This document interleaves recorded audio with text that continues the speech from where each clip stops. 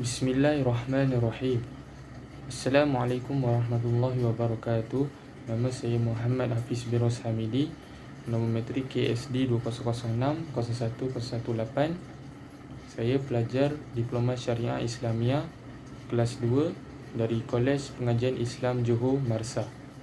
Dan saya Muhammad Rifhan bin Ma'radi daripada Diploma Syariah Islamiyah kelas 2 KSD 2006-01-023. Bismillahirrahmanirrahim. Assalamualaikum warahmatullahi wabarakatuh.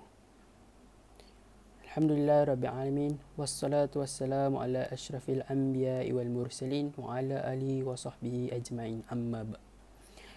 Pada hari ini, kami akan membincangkan tentang Undang-Undang Islam dan Undang-Undang Adat. Pada pengenalan, Undang-Undang Islam dan Adat adalah sumber undang-undang tidak bertulis di Malaysia. Sebelum kedatangan Islam ke Tanah Melayu, Undang-Undang Adat adalah sebahagian daripada kehidupan masyarakat Melayu. Apabila Islam disebarkan, Undang-Undang Adat ini diganti dengan Undang-Undang Islam.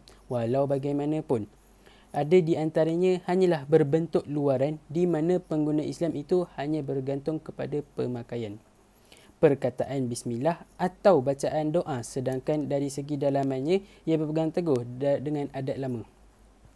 Misalnya, adat istiadat perkahwinan di mana adat bersanding, adat Hindu yang dimelayukan, yang kemudiannya dengan kedatangan Islam ia dimulakan dengan bacaan doa dan berjanji serta selawat. Apabila orang-orang Eropah datang ke Tanah Melayu, Undang-Undang Islam mulai terhakis penggunaannya, di mana lama kelamaan ia hanya tertumpu kepada hal ehwal perkahwinan dan penceraian saja. Saya akan membincangkan tentang Undang-Undang Islam. Undang-Undang Islam. Islam berkembang di Asia Tenggara sejak abad ke-13, lagi tetapi hanya mula bertapak di Melaka pada abad ke-15. Sebelum kedatangan Islam, kebanyakan orang di Tanah Melayu menganut agama Hindu dan mengamalkan adat Hindu. Kesan undang-undang dan adat Hindu jelas dapat dilihat dalam Undang-Undang Melaka. Kemudian, Undang-Undang Melaka mengandungi Undang-Undang Islam seperti dalam bab 25 yang mengandungi Undang-Undang Nikah Cerai orang-orang Islam. Undang-undang yang berasaskan Undang-Undang Melaka seperti Undang-Undang Pahang, Undang-Undang Johor dan Perlembagaan Terengganu 1911. Semuanya menunjukkan pengaruh Undang-Undang Islam berbanding dengan pengaruh adat Melayu. Undang-Undang Islam yang diterima itu berdasarkan mazhab Syafi'i. Kedatangan Inggeris dan kesannya terhadap Undang-Undang Islam. Kedatangan Inggeris ke Tanah Melayu sedikit sebanyak telah mengubah kedudukan Undang-Undang Islam di Tanah Melayu. Walaupun Undang-Undang Islam telah digunakan oleh orang-orang Melayu, kedatangan Inggeris banyak mengubah kedudukan tersebut. Kesan yang paling buruk dapat dilihat di negeri-negeri selat seperti Pulau Pinang dan Melaka. Dalam kes Fatimah Logan, Mahkamah menyatakan bahawa Pulau Pinang adalah sebuah pulau yang tidak diduduki kecuali oleh beberapa orang nelayan. Mahkamah memutuskan bahawa undang-undang terpakai kepada Pulau Pinang pada masa itu ialah Undang-Undang Inggeris. Dalam kes In the God of Abdullah, Mahkamah memutuskan bahawa Undang-Undang Inggeris diperkenalkan di Pulau Pinang pada tahun 1807. Dan dengan itu adalah undang-undang yang berkuat kuasa, dan dengan itu Mahkamah memutuskan bahawa seorang penganut Islam berhak melupuskan keseluruhan hartanya secara wasiat walaupun ia bercanggah dengan undang-undang Islam. Walau bagaimanapun, di negeri-negeri Melayu, penggunaan Undang-Undang Inggeris tidaklah secara mendadak. Undang-Undang Islam diiktiraf dan diguna pakai terhadap orang-orang Melayu. Ini dapat dilihat dari kes-kes yang telah diputuskan di mana Undang-Undang Islam telah diterima sebagai Undang-Undang Negeri.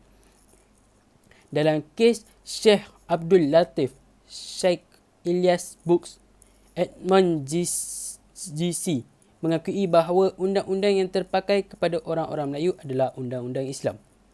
Dalam kes Ritimah binti Abdullah, si mati ialah seorang perempuan Jepun yang telah memeluk Islam.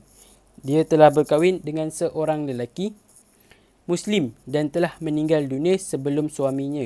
Apabila wanita itu meninggal dunia, ibu dan adiknya yang berbangsa Jepun dan bukan beragama Islam telah menuntut sebahagian dari hartanya. Mahkamah Tinggi Pahang memutuskan bahawa negeri-negeri Melayu bersekutu mengikut undang-undang Islam, maka orang-orang bukan Islam tidak berhak mendapat apa-apa harta pusaka orang Muslim.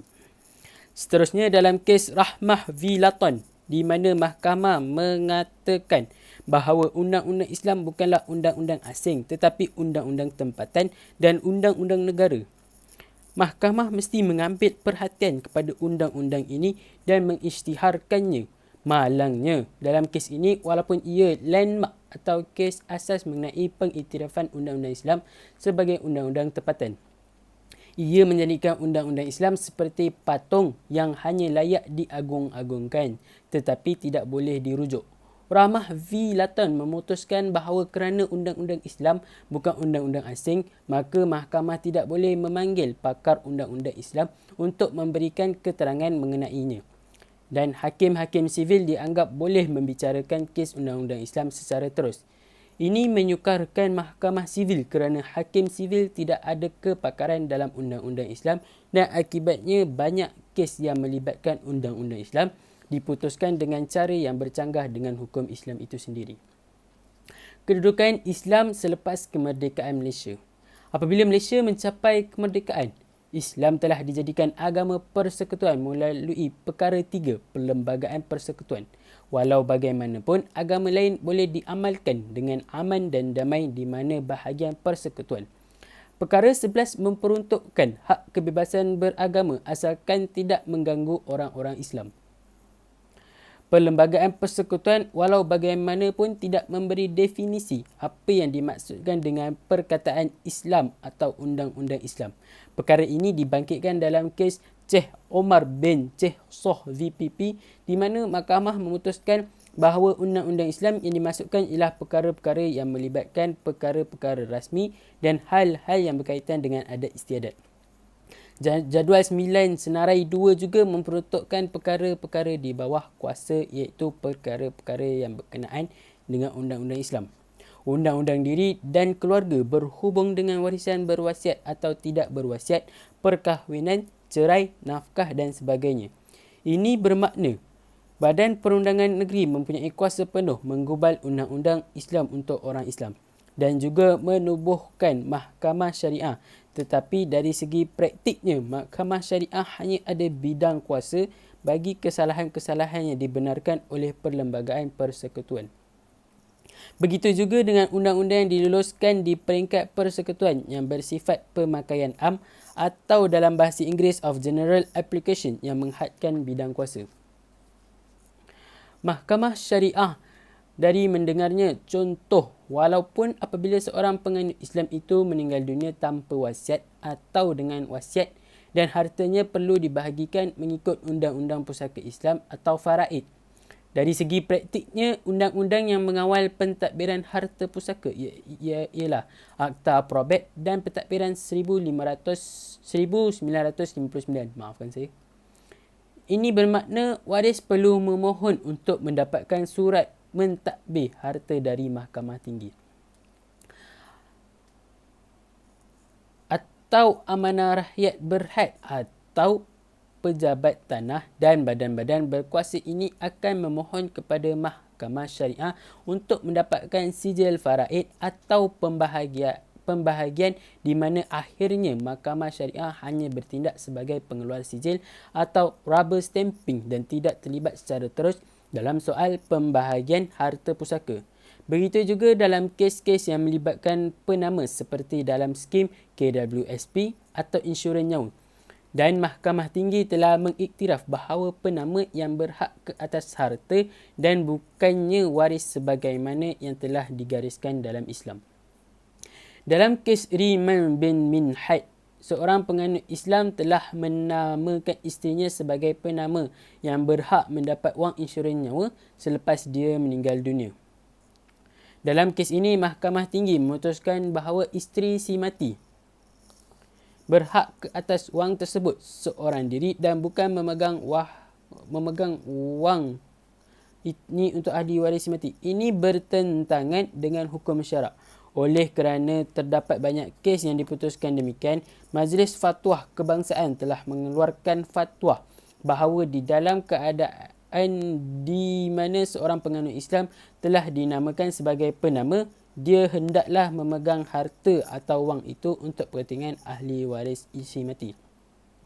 Untuk memastikan keberkesanan fatwa ini, Akta Insurans 1996 telah membuat peruntukan di bawah Seksyen 167 Akta Insurans 1996 bahawa jika penama adalah seorang pengaruh Islam, sebaik sahaja dia menerima wang polisi tersebut, dia hendaklah membahagikannya mengikut undang-undang Islam.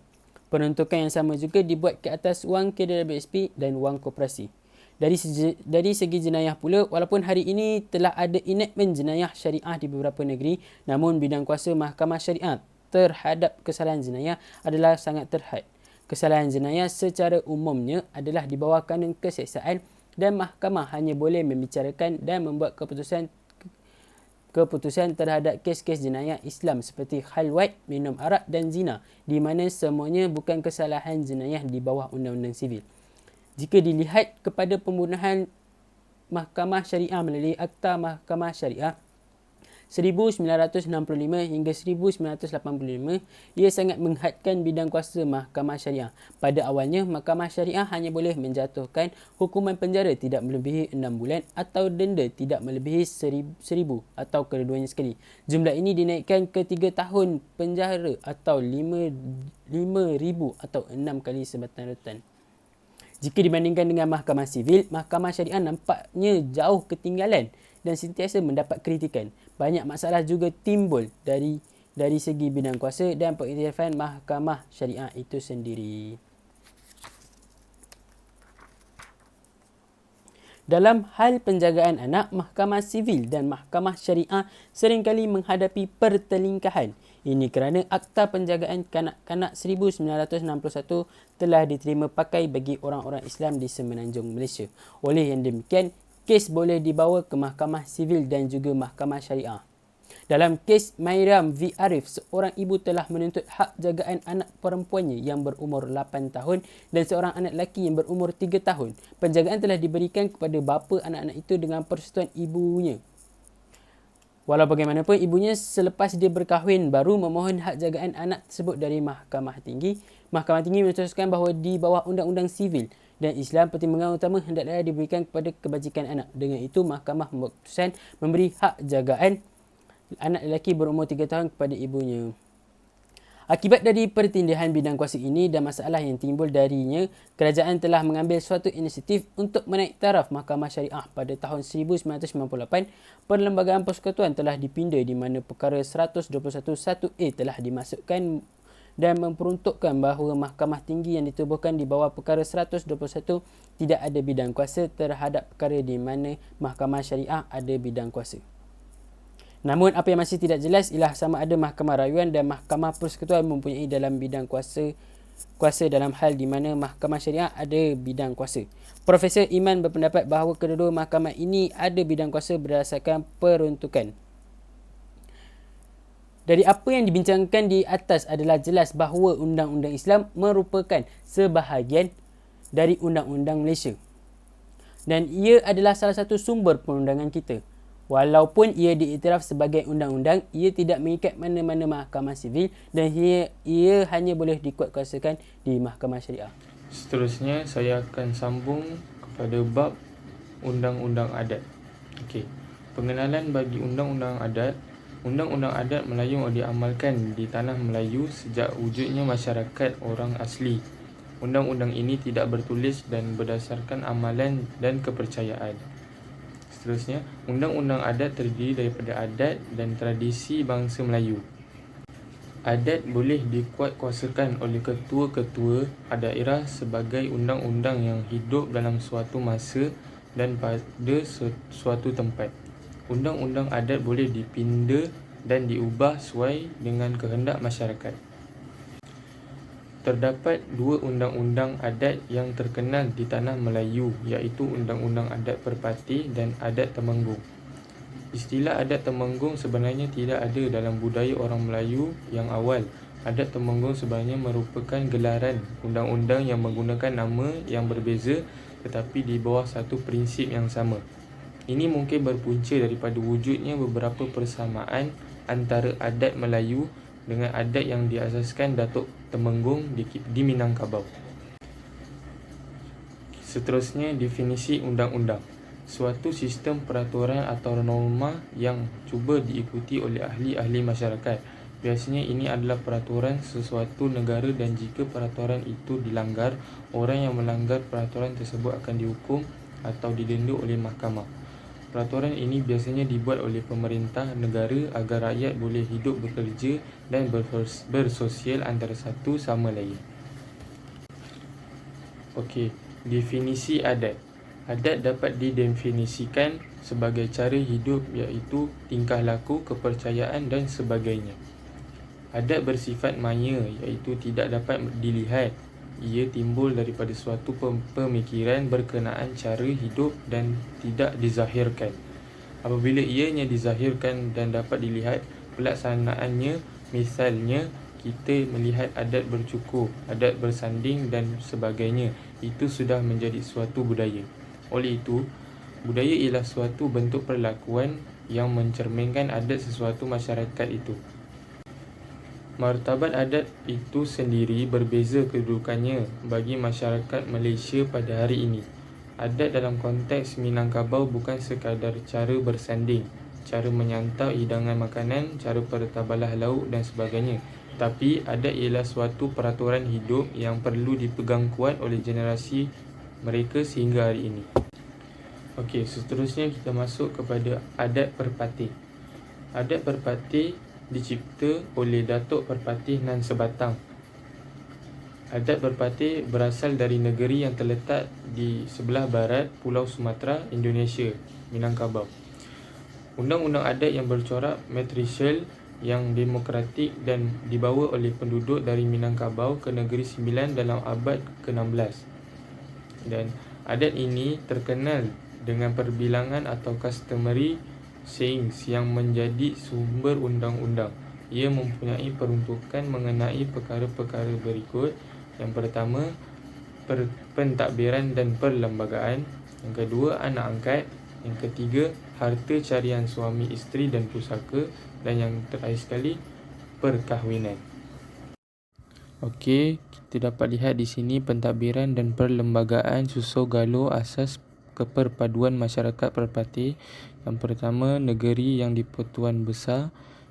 Di bawahnya daerah undang-undang. Seterusnya suku lembaga. Dan yang terakhir perut iaitu buapa. Okey, ada 4 dari undang-undang dan hanya mereka dari suku waris saja yang boleh menjadi undang-undang iaitu yang pertama Sungai Ujong di Waris Kelana. Yang kedua Rembau, Johor dan Jakun. Yang ketiga Johor. Yang keempat Jelebu di Berduanda. Okey, seterusnya anak angkat. Yang pertama proses berkadim. Saudara rapat dari sebelah ibu.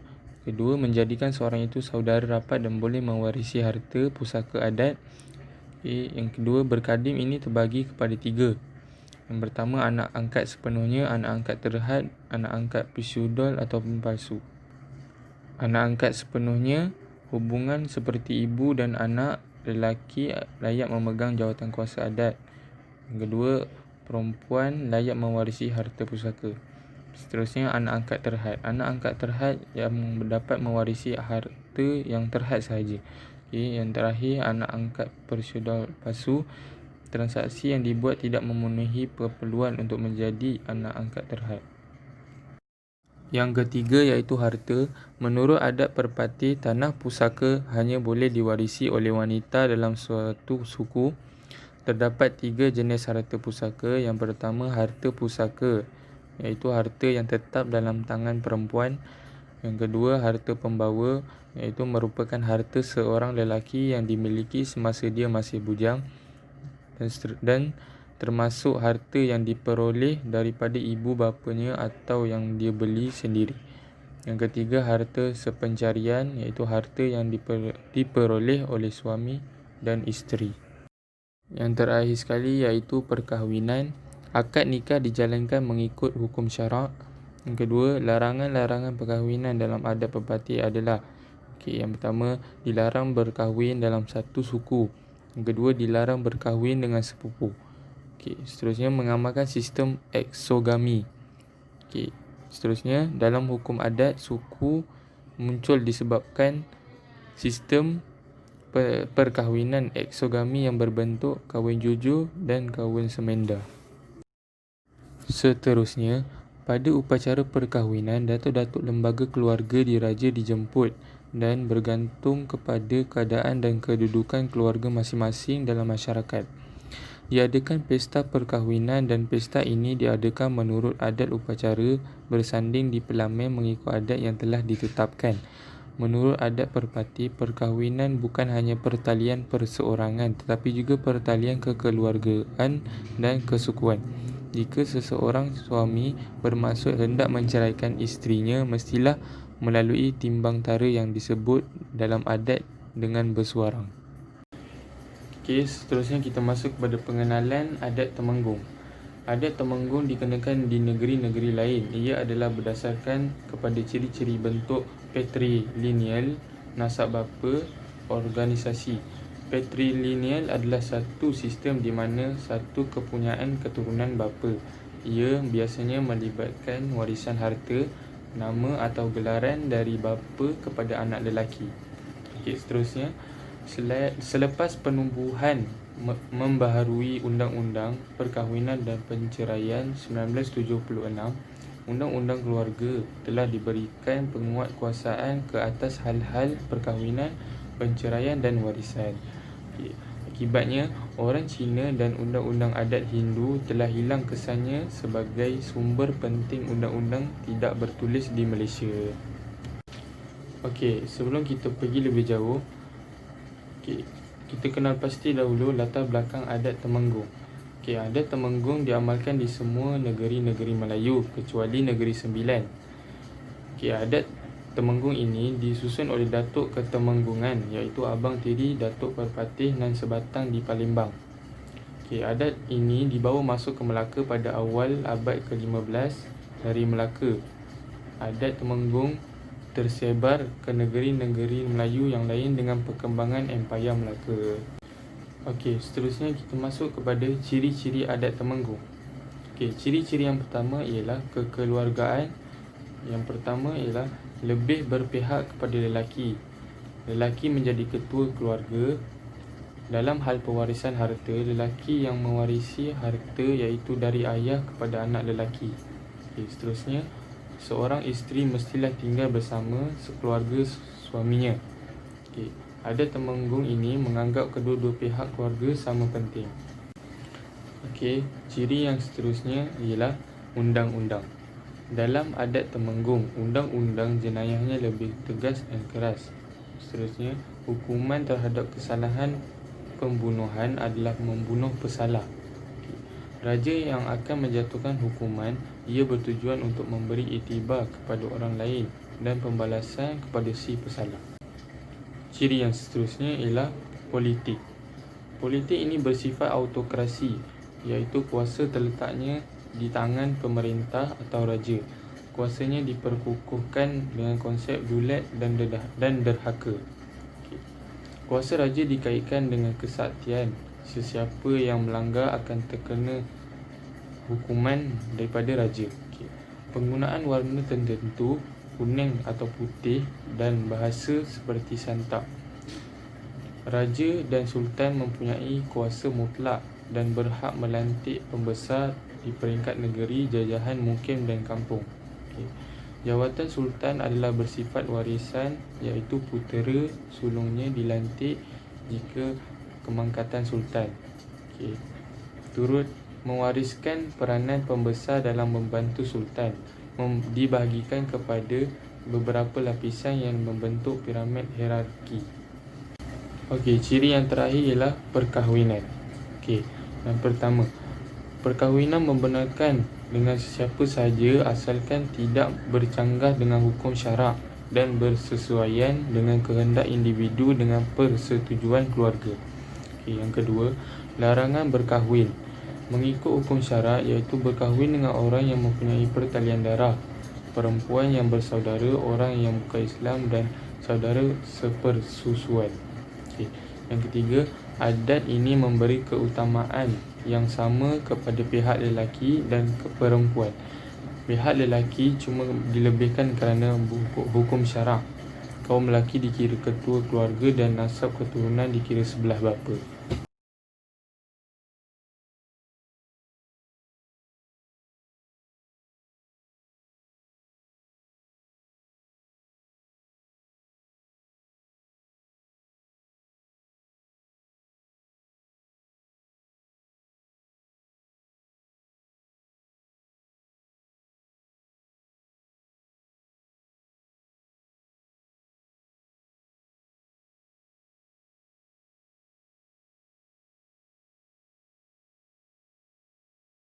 Okey, yang terakhir sekali ialah Undang-Undang Adat Iban di Sarawak dan Sabah. Okey. Yang pertama, dari segi kekeluargaan, untuk Iban, istilah menyesuaikan meliputi semua pelbagai norma adat, peraturan juri dan ritual yang membimbing tingkah laku individu dan sekatan dan bentuk pembelaan yang mana kaedah-kaedah yang ditegakkan. Kedua, dari segi harta, mengenai warisan di bawah Undang-Undang Okey, Adat seterusnya Iban, kita pergi ia kepada adalah Undang-Undang Adat berdasarkan keahlian Masyarakat Cina. kacip dan jantina Struktur masyarakat Cina dapat atau dilihat di status dalam dalam hierarki keluarga bukan tersebut. isu. Okey, kita dapat lihat. Okey, Yang seterusnya pertama ialah Konfusianisme. Undang-Undang Adat Yang Dusun kedua di ialah Sabah. kesetiaan. Yang Dari ketiga segi ialah harta, mandat dusun daripada adalah syurga. nama Yang kolektif keempat ialah kaum kuasa atau maharaja. kumpulan etnik Yang kelima dan ialah pembesar. bahasa di Sabah. Yang keenam petani dan Harta pedagang. yang Dan yang ketujuh ialah hamba. diperolehi merujuk Masyarakat pada Cina harta berpegang yang erat pada diperoleh falsafah dan sebelum ajaran Konfusius yang perkahwinan dan meletakkan juga yang kesetiaan telah sebagai kebahagiaan. diperoleh semasa perkahwinan. Dan yang terakhir sekali, dari segi keluarga. Keluarga angkat adalah perkara biasa di kalangan dusun ini. Majlis rasmi adalah untuk ibu bapa angkat untuk memanggil ketua dan semua jiran-jiran beliau dan mengakui anak-anak itu sebagai anak mereka sendiri. Selepas ini, kanak-kanak itu dianggap sebagai kanak-kanak yang benar dan mempunyai hak-hak warisan.